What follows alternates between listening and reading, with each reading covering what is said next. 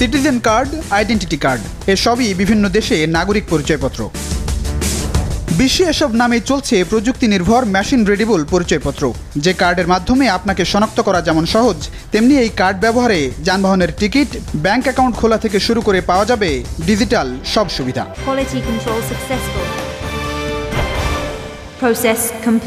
এই পথে চলছে বাংলাদেশও। জাতীয় পরিচয়পত্র সহজে নকল হওয়ায় এবার জালিয়াতি রোধে স্মার্ট কার্ড পাবেন বাংলাদেশি নাগরিকরা, যাতে সুরক্ষিত থাকবে নাগরিক তথ্য।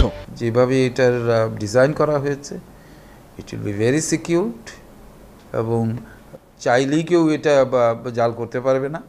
এটাতে 25 ধরনের সিকিউরিটি ফিচার আছে এবং এটাতে যেহেতু মাইক্রোচিপস থাকবে, আপনি অফলাইন অনলাইন এটি ভেরিফাই করতে পারবেন। 2011 সালে বিশ্বব্যাংকের সহায়তায় প্রায় 1,500 কোটি টাকার এ প্রকল্প শুরু করে নির্বাচন কমিশন। কিন্তু পরিকল্পনা অনুযায়ী 5 বছর মেয়াদের 3.5 বছর কেটে গেলেও কাজ হয়েছে মাত্র 5 ভাগ। বাকি 1.5 বছরে শেষ করতে হবে প্রকল্পের 95 ভাগ কাজ। আমরা আশা করছি মার্চের দিকে একটা ব্রেক থ্রু হবে। এটি অবশ্যই ধাপে ধাপে হবে।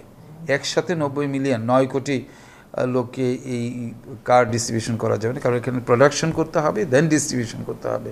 যে পরিকল্পনা অনুযায়ী প্রায় 60 লক্ষ কার্ড এক মাসে প্রস্তুত হওয়ার কথা।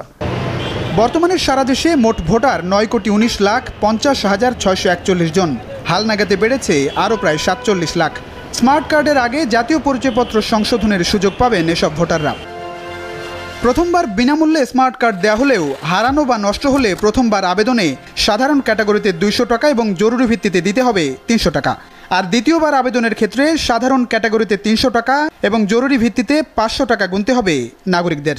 এই হচ্ছে জাতীয় পরিচয়পত্র, যা তৈরিতে খরচ পড়েছে মাত্র 2 টাকার মতো। আর যে স্মার্ট কার্ড প্রতিটি নাগরিকের হাতে পৌঁছবে, তাতে বাংলাদেশের টাকায় খরচ পড়ছে অন্তত 250 টাকা। আর তাই স্মার্ট কার্ড হবে অত্যন্ত টেকসই এবং উন্নত প্রযুক্তির। আগামী বছর নাগাদ দেশের অধিকাংশ জাতীয় পরিচয়পত্রধারী নাগরিকের হাতে স্মার্ট কার্ড পৌঁছে দিতে চায় নির্বাচন কমিশন। লাবন রহমান, এসএটিভি, নির্বাচন কমিশন, সচিবালয়, ঢাকা।